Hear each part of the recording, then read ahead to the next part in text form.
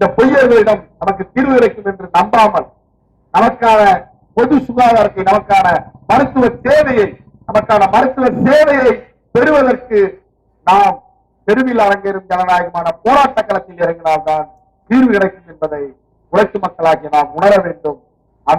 அப்படி உணர்ந்து நாம் கரம் கோர்க்க வேண்டும். நமக்கான உரிமைக்காக நாம் தெருவில் இறங்க வேண்டும், போராட வேண்டும் என்பதற்காக தான் நாங்கள் முன்னெடுக்கும் போராட்டங்களுக்கு கருத்தாலும் கரத்தாலும் ஆதரவளிக்க வேண்டும். எங்களுடைய போராட்டங்களை வெற்றி பெற செய்ய வேண்டும். 108 ஆம்புலன்ஸ் சேவை திட்டத்தில் இருக்கக்கூடிய EMRI GHS போன்ற நிர்வாகத்தின் சட்டவிரோத நடவடிக்கைகளை கண்டுகொள்ளாமல் இருக்கும் இந்த தமிழக அரசை கண்டித்து, இந்த தமிழக அரசை உரிய நடவடிக்கை எடுக்க வலியுறுத்தி நாங்கள் முன்னெடுக்கும் போராட்டத்திற்கு ஆதரவளிக்க வேண்டும். அரசு மருத்துவமனைகளை தூய்மை பணி உட்பட சலவை, சமையல் என அனைத்து பணிகளையும் செய்து கொண்டிருக்கக்கூடிய அந்த அடிப்படை உதவி பணியாளர்களுக்கு அவர்களுக்கு அரசு நிர்ணயித்திருக்கக்கூடிய, தமிழக அரசு நிர்ணயித்திருக்கக்கூடிய அந்த சொற்ப கூலியை அவர்களுக்கு முழுமையாக கொடுக்க வேண்டும் என்ற பிடித்தமும் இல்லாமல் அவர்களின் அடிப்படை உரிமைகளை வழங்க வேண்டும். அவர்கள் சட்டவிரோத பணி நீக்கத்தை கைவிட வேண்டும். உலகத்தில் எந்த அரசும் முன்னெடுக்காத நடவடிக்கையை தமிழக அரசு எடுத்துக் கொண்டது. மகளிர் நலனுக்காக நாங்கள் சட்டம் ஏற்றி விட்டோம், அதை செய்து விட்டோம், இதை செய்து விட்டோம் என்று பேசிக் கொண்டிருக்கிறார்கள்.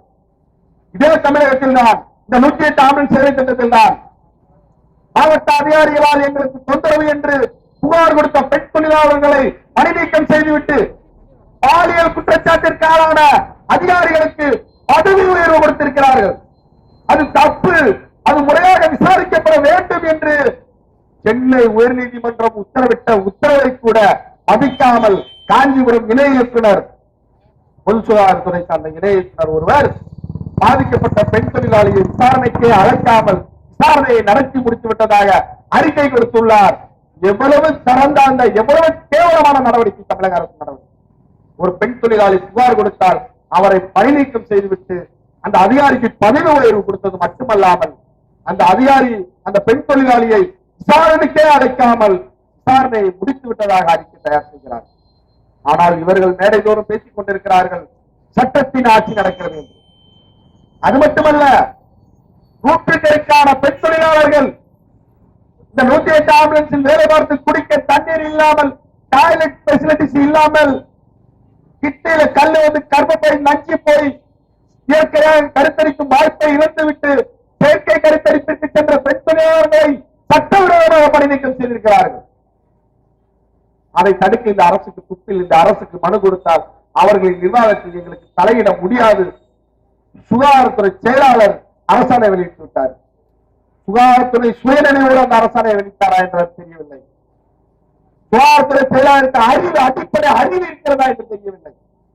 ஒரு அரசு 340 கோடிக்கு மேல் பணத்தை ஒரு தனியார் நிறுவனத்திடம் கொடுத்துவிட்டு அதை சரியாக பராமரிக்கிறாரா இல்லையான பார்க்கிறதுக்கு தனக்கு அதிகாரம் இல்லை என்று அரசாணை வெளியிடுகின்ற ஒரு சுகாதாரத்துறை செயலாளர் சுயநினைவோடு எழுதிட்டு இருப்பாரா? அவர் வீட்டுல இருந்து 10 ரூபாய் பணத்தை ஒரு கூலி தொழிலாளிக்கு கொடுத்துட்டு அவர் சரியா வேலை பார்க்கிறாரா இல்லையான்னு பார்க்காம இருப்பாரா? எவ்வளவு அறிவு கட்ட அதிகாரிகள், எவ்வளவு மனநிலை பாதிக்கப்பட்ட அதிகாரிகள், எவ்வளவு மோசமான சுகாதாரத்துறை அதிகாரிகள் இந்த சுகாதாரத்துறை நிர்வகித்துக் கொண்டிருக்கிறார்கள் என்பதற்கு இதெல்லாம் சான்று, இதெல்லாம் சாட்சி. அதனால்தான் தமிழ்நாடு பொது சுகாதாரத்துறை சீரழிந்து போகிறது. பொது சுகாதாரத்துறையோட முதுகெலும்பு செவிலியர்கள் அந்த செவிலியர் துறையை ஒழித்து விட்டார்கள். மக்களை தேடி மருத்துவம் ஒரு திட்டம், அதுல வேலை பார்க்கிற தொழிலாளிக்கு 6 மாசமா சம்பளம் கொடுக்கும். எப்படி அவன் வந்து மருந்து வீட்டுக்கு கொடுப்பான்? எப்படி அவன் வேலைக்கு வருவான்? MLHP செவிலியர்கள் இருந்தாதானே நீ உரிமையை கேட்கிற. உன் பேரு MLHP, நீ போய் வேலை பாரு, அரசு ஆரம்ப சுகாதார நிலையங்கள்ல வேலை பாருன்னு கொண்டு போய் விட்டான். 3 வருஷம் 4 வருஷமா சம்பளமே கிடையாது, சம்பள உயர்வே கிடையாது. கொடுத்த 900 ரூபாய் இன்கிரிமெண்ட்ல 500 ரூபாய் திரும்ப பிடிங்கிட்டான். ஆனால் இங்கு மக்களுக்கு பொது சுகாதாரம் முறையாக பராமரிக்கப்படுகிறது. அதனால்தான் நாங்கள் 4.25 லட்சம் கோடி கடன் வாங்கி இருக்கிறோம் என்று வெட்கமே இல்லாமல் அமைச்சர்களும் இந்த ஆட்சியாளர்களுக்கு முட்டு கொடுப்பவர்களும் இந்த ஊடகங்களும் பொய்யா பேசி நம்மை எல்லாம் திசை திருப்பிக் கொண்டிருக்கிறார்கள். 4.25 லட்சம் கோடி கடன் வாங்கி மக்களின் பொது சுகாதாரத்தை பராமரிக்கிற ஒரு அரசு இந்த கன்னியாகுமரி மாவட்டத்திற்கு ஒரு கூடுதல் ஆம்புலன்ஸ் வழங்கவில்லை. இங்கு சாலை விபத்தில் அப்பாவி மக்கள் இருந்து கொண்டிருக்கிறார்கள். 30 கிலோமீட்டர் 40 கிலோமீட்டர் தொலைவில் தொலைவில் இருந்த ஆம்புலன்ஸ் வர வேண்டி இருக்கு.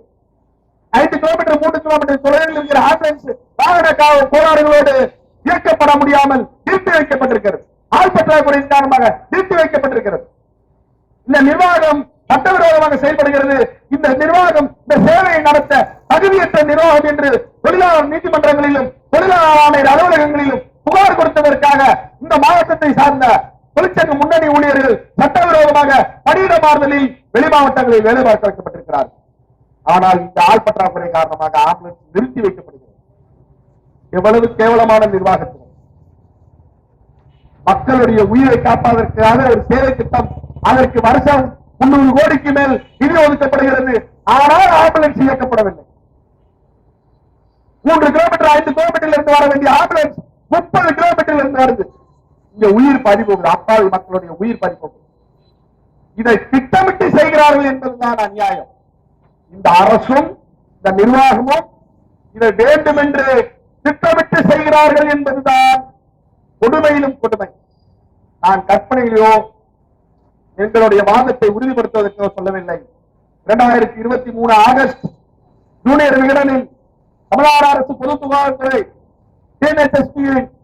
ப்ராஜெக்ட் டைரக்டர் உமா ஐஏஎஸ் பேட்டி கொடுத்திருக்காங்க. நான் கொடுத்த பேட்டிக்கு அவங்க பதில் பேட்டி கொடுத்திருக்காங்க. தமிழகத்திற்கு 800 ஆம்புலன்ஸ் போதும், அதனால் கூடுதலாக இயங்கிக் கொண்டிருக்கக்கூடிய 1353 ஆம்புலன்ஸ்களில் மீதி ஆம்புலன்ஸ்களை நிறுத்துகிறோம் என்று சொன்னார்கள்.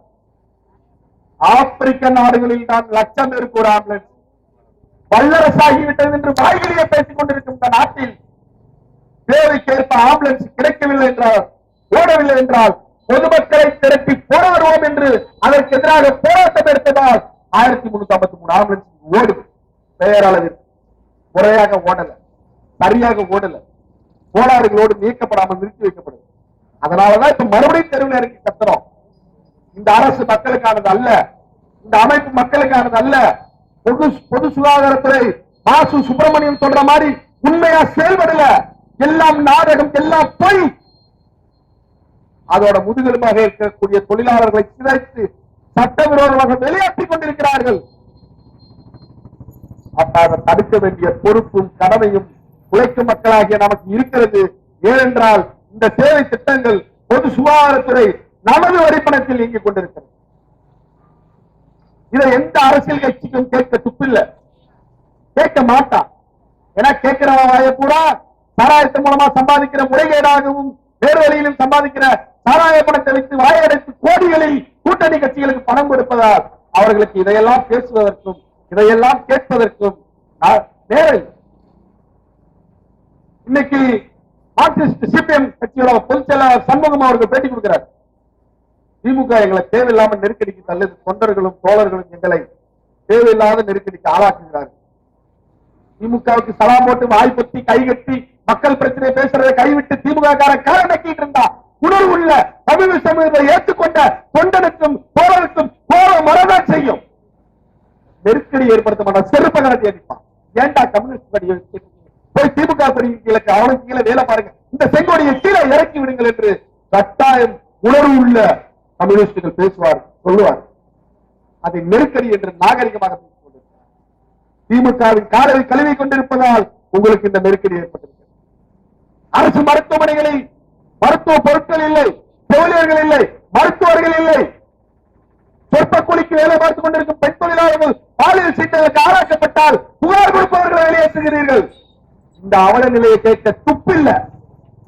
ஆளுநருக்கு எதிராக டிஎம்கே அரசாங்கத்துக்கு எதிராக ஆளுநர் செயல்படுறாங்க, ஆளுக்கு எதிராக போர்க்கொடி பெரிய தூக்கிட்டு போராட்டத்துக்கு போறாங்க. இங்க போராடுங்க, மாவட்டத்தோட மாநிலத்தோட உரிமையை பாதுகாக்கிறதுக்காக போராடலாம். ஏன்னா பிஜேபி ஒண்ணு புனித கட்சி இல்ல, ஆளுநர் இங்க ஜனநாயக பூர்வமா நடந்துக்கல. அதுல 1% இன்னைக்கு மக்கள் பிரச்சனைக்கு போராடி இருக்கணும்ல. முழு நேர திமுகவை பாதுகாக்கிறதுக்கு, முழு நேர திமுகவுக்கு அவப்பேர் வந்தா, யாராவது பேட்டி கொடுத்தா, யாராவது எழுத்து பேசினா அவங்க வாயடக்கு செய்யறதுக்கு வேலை பார்த்துட்டு இருக்கிறதா கம்யூனிஸ்ட் வேலையா? அதனால்தான் அவர்களை நாங்கள் காலத்தின் கழிவுகள், அவர்களை நம்பியும் பிரயோஜனம் இல்லை, அவர்கள் மக்கள் பிரச்சனையை பேச மாட்டார்கள் என்று கூறுகிறோம். ஓட்டு அரசியலுக்காக வேலை பார்க்கக்கூடிய எந்த அரசியல் கட்சிக்கும் இதை பேசுவதற்கு தகுதியும் இல்லை, வரவும் மாட்டார்கள். ஏனென்றால் இதையெல்லாம் மக்கள் பிரச்சனையை பேசினால் கோடிகளில் கூட்டணி கட்சிக்கு செலவுக்கு பணமோ சீட்டு கிடைக்காது. அப்ப வாய்ப்பத்தி கைகட்டி வேடிக்கை பார்த்துக் கொண்டிருப்பதை தவிர அவர்களுக்கு வேற வேலை. நமக்கு 500 ரூபாய் போன எலெக்ஷன்ல கொடுத்தா 1000 ரூபாய் இந்த தடவை கொடுத்து எப்படியாவது ஓட்டு வாங்கிடலாம்.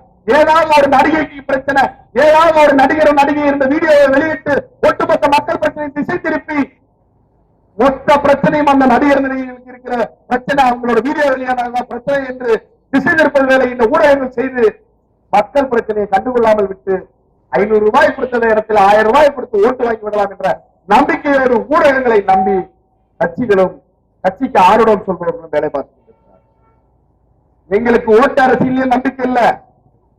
எங்களோட பிரச்சனையே ஆட்சி அதிகாரம் இல்ல. எங்களோட ரியல் பிரச்சனை உழைக்கும் மக்களோட பிரச்சனை, வயிறு பிரச்சனை. வயிறு பசித்தவன் விடமாட்டான், வசதி படைத்தவன் தரமாட்டான் என்ற பட்டுக்கோட்டையாரின் வரிக்கேற்ப அவன் இங்க எதையும் தரமாட்டான், நாங்க விட போறதில்லைங்கிறதுனாலதான் தெருவில் இறங்கி கட்டிட்டு இருக்கோம்.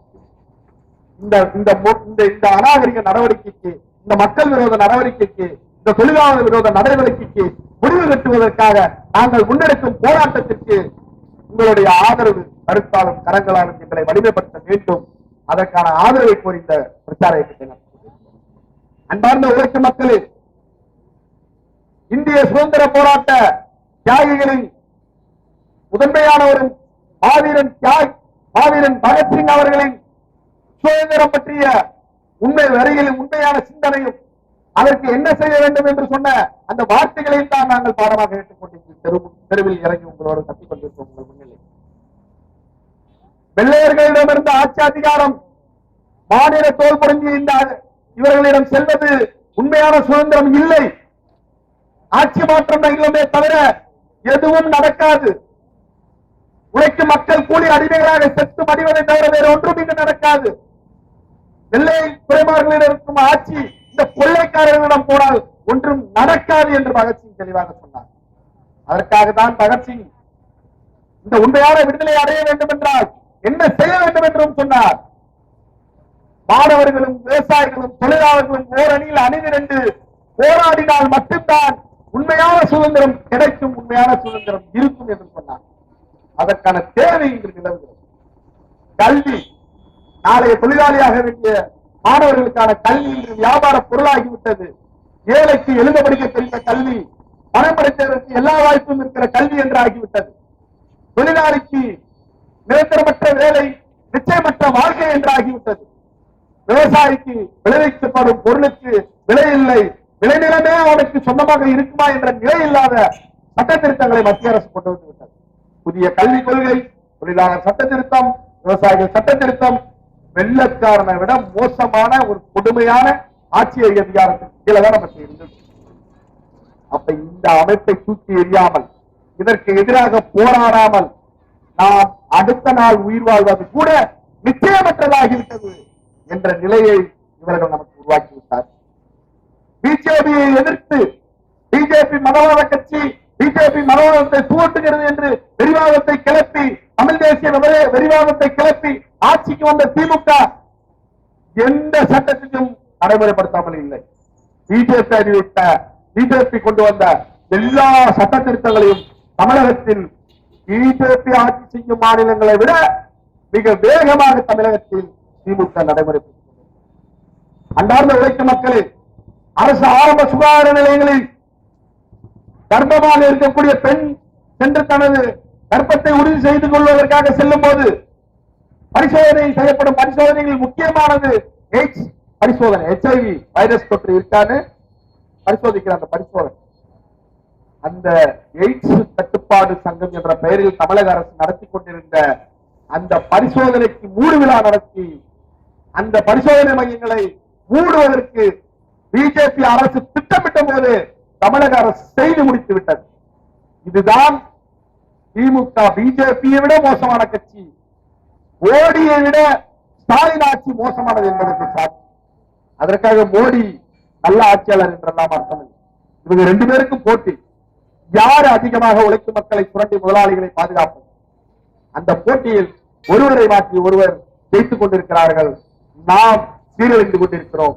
இந்த சீரழிவில் இருந்து நாம் மீண்டெழுவதற்கு உழைக்கும் மக்களால் ஓரணியில் அணிதிரள்வோம், தொழிலாளி வர்க்கமாய் அணிதிரள்வோம், நமக்கான பொன்னுலகை வெல்வதற்கு களமிறங்குவோம் என்ற முழக்கத்தோடு இந்த பிரச்சார கூட்டத்தை நடத்தி கொண்டிருக்கிறோம். நாங்கள் முன்வைக்கும் கோரிக்கைகள், அந்த கோரிக்கைகள் எங்களுக்கான கோரிக்கைகள் மட்டுமல்ல, உழைக்கும் மக்களின் பொது சுகாதார தேவைக்கான கோரிக்கை. அவற்றை இந்த அரசை நிறைவேற்ற வலியுறுத்தி நாங்கள் அறிவிக்க இருக்கும், முன்னெடுக்க இருக்கும் பொது வேலைநிறுத்தம் போன்ற போராட்டங்களுக்கு கன்னியாகுமரி மாவட்ட உழைக்கும் மக்கள் அனைவரும் ஆதரவளிக்க வேண்டும் என்ற வேண்டுகோளோடு இந்த பிரச்சார இயக்கத்தை நிறைவு செய்கிறோம். வெள்ளட்டும் தொழிலாளர் புரட்சி, ஓங்கட்டும் தொழிலாளர் ஒற்றுமை, இன்குலாப் ஜிந்தாபாத்.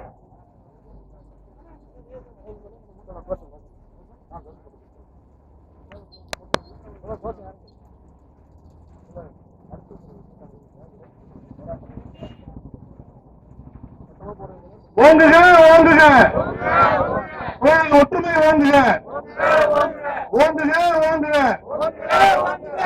தொழிலாளர் சங்கம் ஓங்குக ஓங்குக ஓங்குக, அரசு மருத்துவமனை உதவிப்படி தொழிலாளர் சங்கம் ஓங்குக ஓங்குக ஓங்குக, தமிழ்நாடு பொது சுகாதார ஆயுஷ் பணியாளர் சங்கம் ஓங்குக ஓங்குக ஓங்குக, தமிழ்நாடு அரசு அனைத்து செவிலியர் சங்கம் ஓங்குக ஓங்குக ஓங்குக, சிஐடி ஓங்குக ஓங்குக ஓங்குக, மருத்துவ கூட்டமைப்பு தொழிலாளர்களின் ஒற்றுமை ஓங்குக வெல்லட்டும் வெல்லட்டும், மருத்துவத்துறை தொழிலாளர்களின் கோரிக்கைகள் வெல்லட்டும்.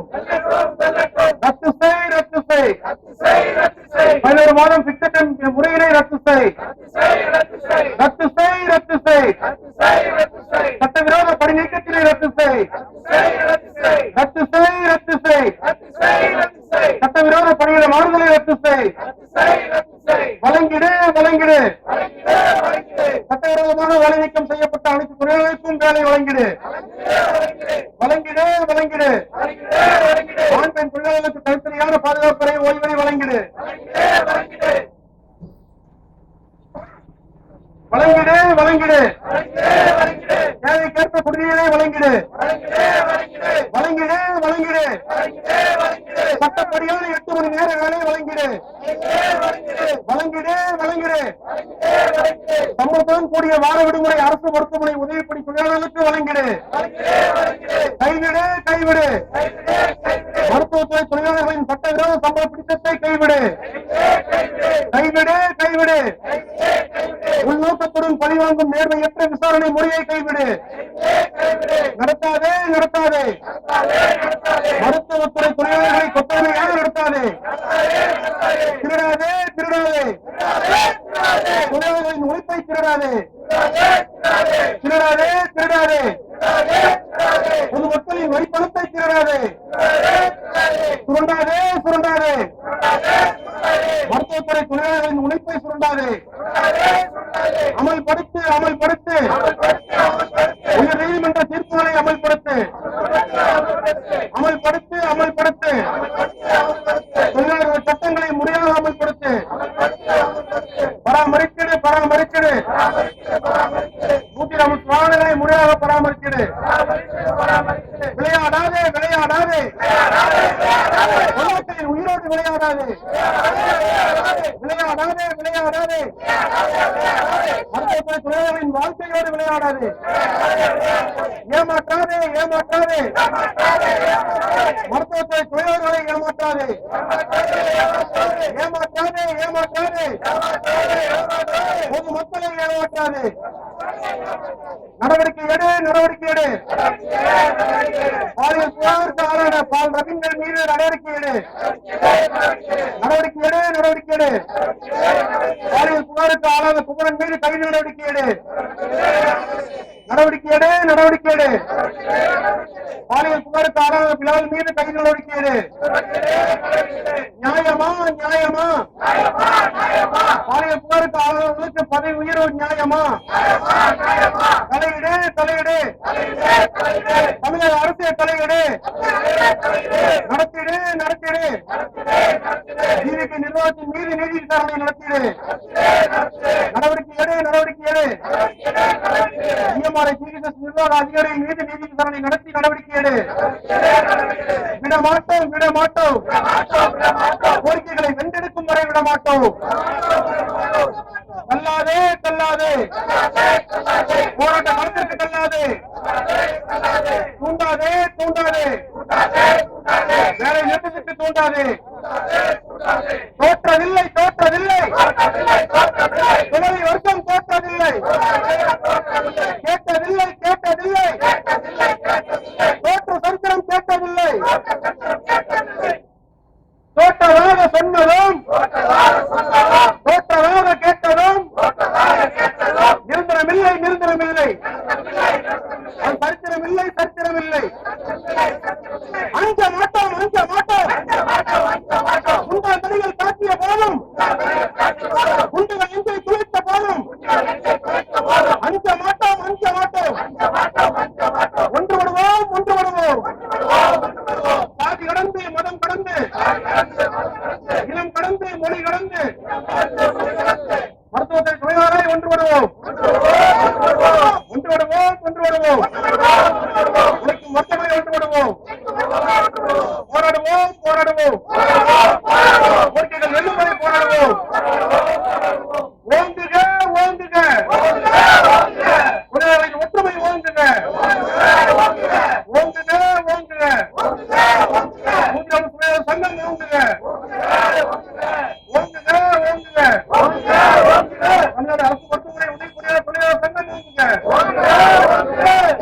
ஓங்குக ஓங்குக தமிழ்நாடு பொது சுகாதார ஆயுஷ் தொழிலாளர் சங்கம் ஓங்குக ஓங்குக ஓங்குக தமிழ்நாடு அரசு அனைத்து தொழிலாளர் சங்கம் ஓங்குக ஓங்குக ஓங்குக இது ஓங்குக வெல்லட்டும் வெல்லட்டும் போராட்டம் வெல்லட்டும் வெல்லட்டும் வெல்லட்டும் புரட்சி வெல்லட்டும் வெல்லட்டும் வெல்லட்டும் தொழிலாளர் உரிமைகள் வெல்லட்டும் இன்குலாப் ஜிந்தாபாத் ஜிந்தாபாத் ஜிந்தாபாத் ஜிந்தாபாத்